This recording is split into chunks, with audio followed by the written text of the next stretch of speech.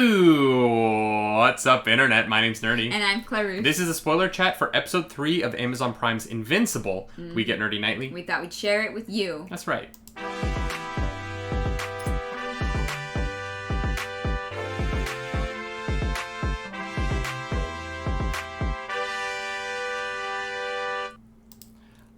Welcome back to this show where everything is awful all the time.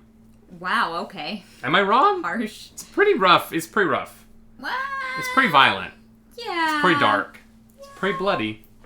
But Sandra Oh is freaking incredible. Yeah, and Mark got to make out with a girl, so... Mark got to kiss a pretty lady. It's not all Despite totally messing up that date. She is the most forgiving woman to ever go on a date. Ever. Yeah, I would have left. I would have left. I would have left when he left. I'm not waiting. I wouldn't have waited in his room for him. Yeah, I have to go do something for my dad's friend real quick, and then I've been like, all right, then call me when you have time. Yeah, I would have been like, bye. Cool, bro. Yeah, she's too nice. Too nice. But because he got beat up. I'm still. I know last episode I was on this, or in the first one I was on this, but I'm still on this. I'm like, him getting punched in the stomach. A man being punched in the stomach is not a reason to date him. No, but this episode clearly sets up they have nothing in common. Yet. Yeah, because they both promise to read the books that the other person likes. No. No, I just mean, they don't know each other yet. But he likes comics and she likes other books, and that's all we know about them. She likes fourth wave feminism. That's true. We did learn that. I absolutely loved that they were like, William comes over before the date and is like, this is Ta-Nehisi Coates. He's literally rattling off great books. Ta-Nehisi Coates is a great writer. I'm very excited for a Superman movie. But it was a very funny, you two aren't the same. Yeah, They were trying to drive that point home so hard that I was like, yeah, why are they doing this? Yeah, well, it's because it's high school and you make out with people based on that doesn't matter if you have anything in common. That it's kind of the last thing on high schoolers' minds. You know what I mean? I guess. Maybe she was just I'll sit here if it means I get to make out with a cute boy later. Yeah, maybe she just is I need this right now. Maybe it was a Thursday and she was thirsty. Thirsty Thursday! But that's not really the main plot of this episode. The main plot is Mark Grayson, Invincible, coming to terms with being a superhero in the wake of the funerals at the beginning of this episode for the Guardians of the Globe and experiencing some doubt in himself while also watching the formation of the new Guardians of the Globe. Which he was apparently encouraged to try out for and did not think that he was ready. No, his dad didn't want him to do it. Yeah, I guess, but I don't know. There's got to be some kind of internal... I don't think so. I think that your dad is Omni-Man and your dad says no. You say, oh, okay, I'll train... if your dad is hi, we have the same powers, I'm going to train you on how to use them. And that actually makes sense to me. Yeah, okay. You know what I mean? His dad's we don't have time for you to join a team right now. I need to teach you how to be... Yeah, okay. That makes sense. And Cecil also kind of comes to him and is you're going to work with me. Mm-hmm. And so, it is interesting, right? Because there's an element of it that's you don't have to be on the team to be on the team in this world. Yeah, he can just because everyone just kind of help. works together. Yeah. And him and Adam Eve have kind of become a duo because she refuses to be on the team after she catches Rexplode sleeping with Duplicate during the funeral? Yeah, so they did not go to the funeral for Guardians of the Globe because they were having sex in a shower. At the headquarters. And, look, we all process grief differently. But, during the funeral? Yeah, strong choice. Strong choice. Also, Duplicate, being able to duplicate herself, means... It was a full shower. But, it's weird, right? Because... I don't know how far into this we want to get. But the logistics of her being multiple versions of herself with him at the same time kind of implies that she is going to, be interacting with herself. Herself as well. Yeah. So is that like weirdly like does that lean more towards incest or more towards masturbation? You know what? That's the question. That's the title of this episode. Was this episode more incest or masturbation? I'm gonna actually go with masturbation. It's not incest because like it's not a separate person. They are all her. It would be like if you cloned yourself and then had sex with yourself. It's not. That's weird to me though, because it's not the same. That's weirder to me than this, I think, because at least this version of her has all the same memories. So she literally is the same person. She's literally, yeah, she's literally the same person. That was a bad example. But, I wouldn't say it was incest, but it is definitely, like, weird. Like, maybe she, like, gets off, like, on her own by, like, making a clone of herself, you know? So she has sex with herself? Probably, right? Yeah. If you could. I mean, hey, if you like girls... You may not even need it's to weird, really right? Because, like, I think that, like, the first thought is, like, wow, that's really hot. Like, you just kind of have, like, an immediate kind of orgy, right? Yeah, but then you really But then, like, if you think about it, the more I think about it, the weirder it gets. Not, like, it's not less weird. It's more weird the more I... Yeah. Yeah, and I didn't really think about it until this moment. I'm so sorry. No, I've been thinking fine. about it since we watched the episode, where I was like, would I do that? Or would I just ask her to, like, just be one person? Because it'd be a lot. Like, it'd be a... Yeah, there'd be a... Yeah. I'm still going to go with masturbation, though. I don't think it's incest. All right. I think I lean that way, but I don't know that I would want to experience it. But it's... Because it's you touching yourself. No, it's more like if I was Rexplode. Oh. I would be a little bit like... If, like, she suddenly started popping into a bunch of different people... Because I feel like... This is a lot for me to handle. Well, and I would feel like I was in the position of, like... How many, like, how did I can't pleasure you all at the same time. There's too much going on. Do you know how hard it is to please one woman?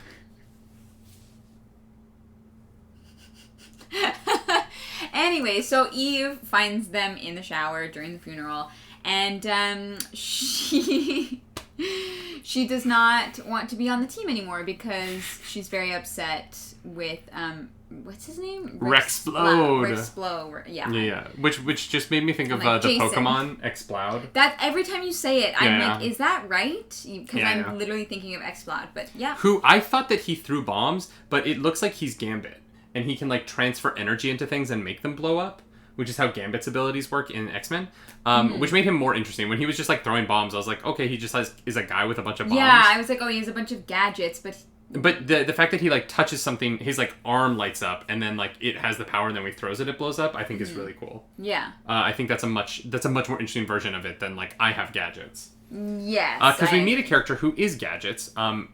Who is funny to me because he reminds me so much of Lex Luthor because he's like bald, tall, attractive. He's got a few hairs. Black Samson? Oh, no. Okay. Black Samson, the character who is also a member of our new Guardians of the Globe team. Because he doesn't have powers and has a super suit. Yeah. And is like a tall, attractive, square-jawed, bald man. Yeah. I was like, oh, he's literally Lex Luthor. Like that's who this character is in a way that I thought was really, really interesting. There's a lot of fun parallels. We also get to meet the new member, Monster Girl. Yes. Who has the most horrifying story. Like, every time she turns into the monster, she gets younger. Which is a nightmare. It's a nightmare. A literal nightmare. Oh my, can you imagine? Like, she looks like she's like 13, but she's actually 24. And I love that they immediately go into, she's like, I can't date anyone because they're either going through puberty or on a list. And I was like, that's very funny, but like my heart hurt. Like, I ache for you. Yeah. Oh my God. It's so weird. Yeah, it's a choice. It's a choice. She also kicks ass, and I'm really into her. Yeah, she was great. She was one of my favorite parts about this episode. I'm excited to get more of her. Me too. Yeah, I'm wary that like the show will try and explore her having a relationship. Yeah, but we'll get to that when we get to that. Yeah, did it happen in the comics? No comment.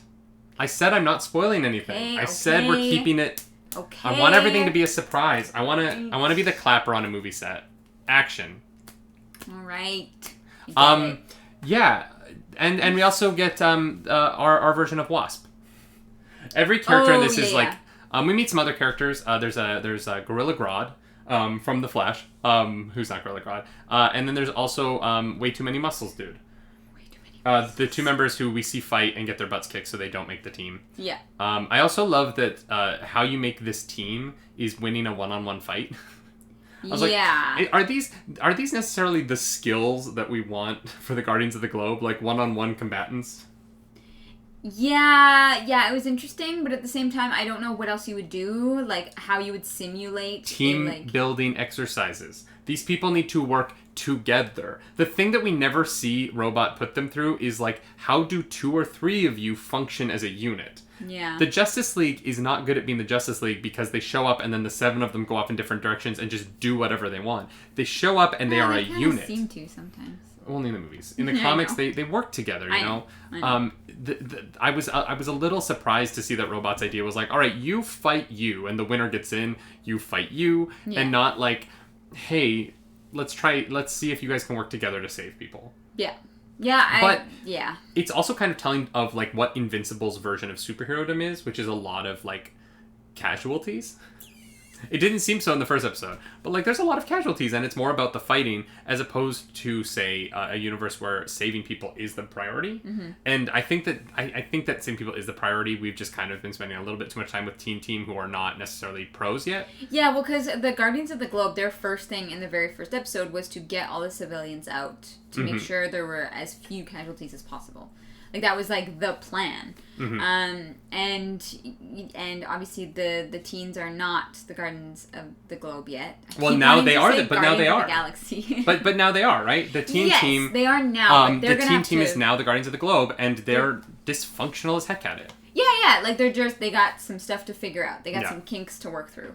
Also, I love Black Samson is, like, it's their first meeting. And Black Samson's like, I don't want a robot to be the leader. And I was like, dude, what do you think you signed up for? Yeah. Like, he hired you. Yeah. Okay, bye. Thank you, next. Like, I've never been in a job position where I got hired. I walked up the next day and I was like, you know what? I think I should be the manager. Yeah. I know I've been here for an hour, but pretty sure I'm the guy. So you hired me, get out of my spot. Yeah. That didn't really make any sense. I was like, okay. And at the end of the scene, they basically everyone storms off. Everyone's upset for different reasons. Black Samson walks up to Robot and is like, great first day, and walks off. And I'm like, dude, it was bad. That was your fault. You were aggressive. Yeah, that was all you.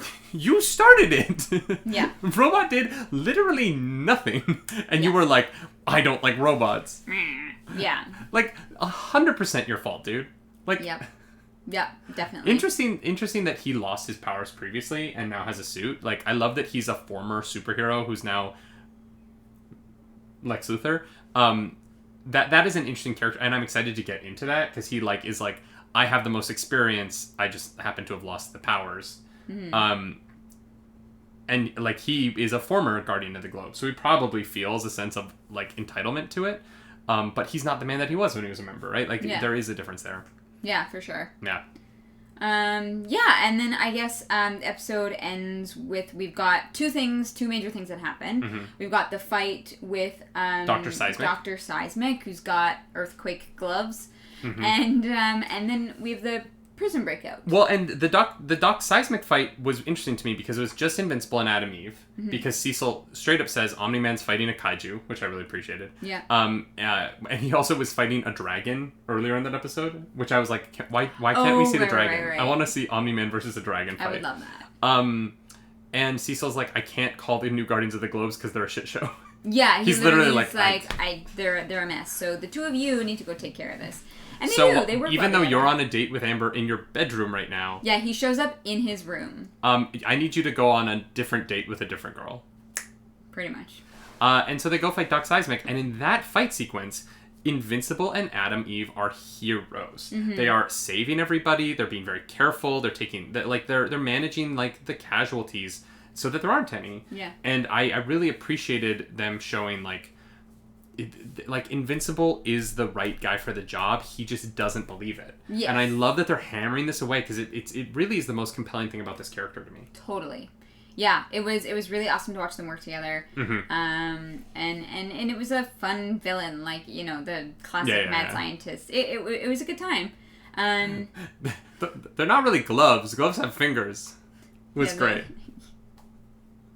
I really enjoyed that. That was good.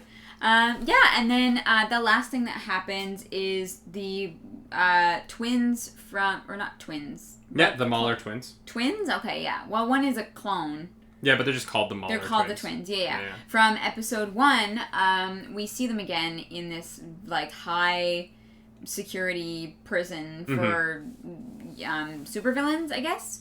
And somebody helps them to break out. It's a great action sequence. I really enjoy the way that whole sequence in the hallway and everything was animated. Yeah. And so they do make it out, and then one of them gets... one of them uses the other as a meat shield. Literally. And I was like, Lydia. Yeah. Yeah, literally. One escapes, and he's like, I would be sad, but I can just go make another.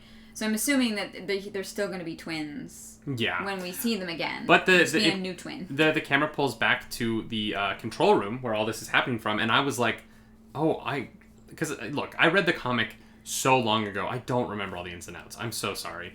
I legitimately was like, I don't remember why Omni-Man let them out. Like, I was like, Omni-Man does this. And then I was sure of it. And then, no, it's Robot. It's Robot. Why, though? I don't know. Why? Is Robot evil, or is Robot trying to set up a threat that he thinks his Guardians of the Globe can take out in order to legitimize them? That's my first instinct. It definitely does seem like he's a bad guy, but my first instinct is that, yeah, he is trying to manufacture a threat that to help bring the new Guardians of the Globe together, so they can work together, but one that's not going to be too big of a threat. Well, and it's interesting to me because I feel like if it's not that, it's the same twist as the Omni-Man twist from the end of episode 1. So I think that this is a twist on a twist, right? The twist at the end of episode 1 is that Omni-Man is actually bad, and the twist on this is going to be that Robot had good intentions. Yeah, the thing about Robot, though, is that, people still died in this escape. Oh, I'm not saying he did the right thing. No, I'm saying that, like, I think that it will end up that he wasn't a bad person. Yeah, he wasn't. Whereas we know that Omni-Man is kind of a bad headed that way. Yeah.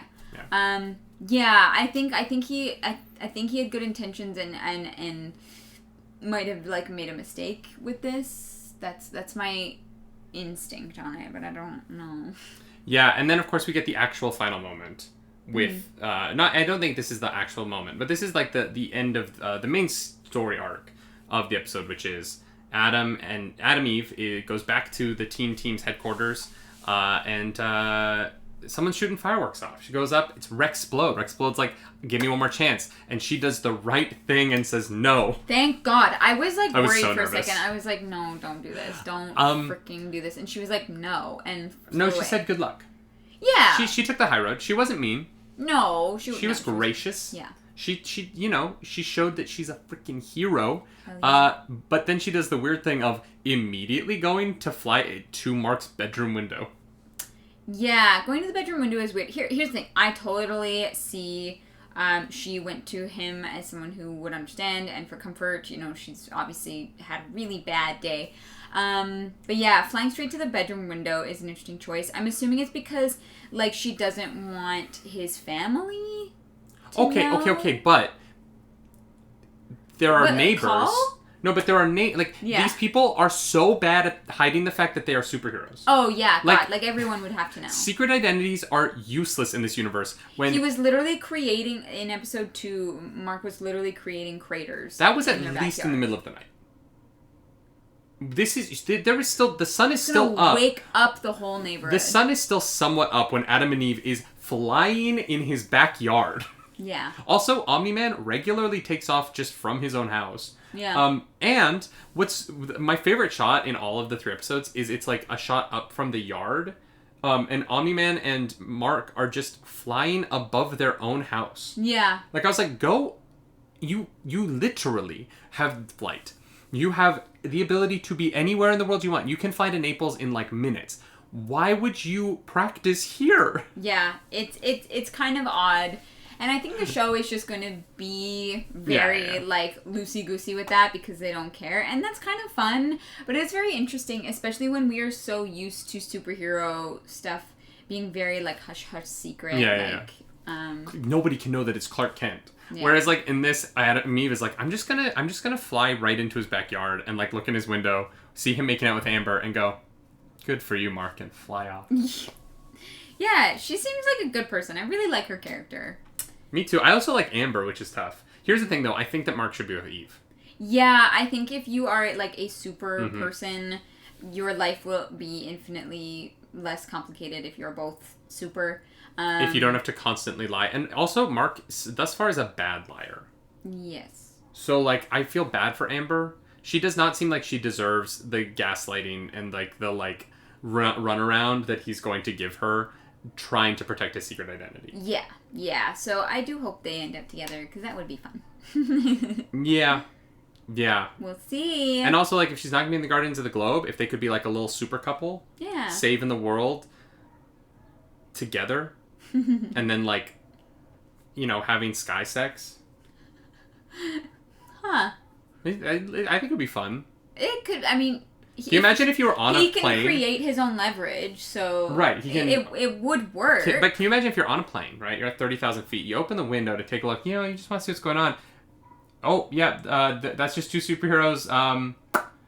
Oh, yeah, they are having sex. In midair. Love that. I think that's a moment where you, like, take a picture and you just close that real slow. It's a Mile High Club, you know what I mean?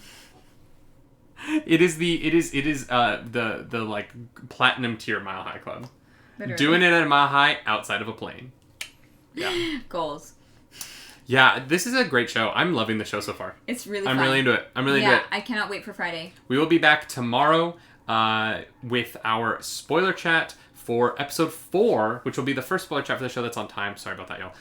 But you know, things happen. And you can, if you're just like craving that sweet nerdy nightly content, you can follow us over on Twitch. We're there a lot. We're live often over at twitch.tv/. Clarence Takaris. Oh my gosh, Clarus Dracarus. The handles are up here. I'm at twitch.tv/nerdynightly. And tomorrow night, Friday night, you can watch us play. I was about to say Hades, but you can watch us play Dark Souls 1. Yes. We're playing Dark Souls. One couple, one controller. Half of the controller, so we each have one Joy-Con. It's going to be a mess. It's going to be a nightmare. Neither of us has ever played a Dark Souls game before, so come enjoy the madness. And as always, my name's Nerdy. And I'm Clarus. Do something nerdy tonight. Bye. Bye.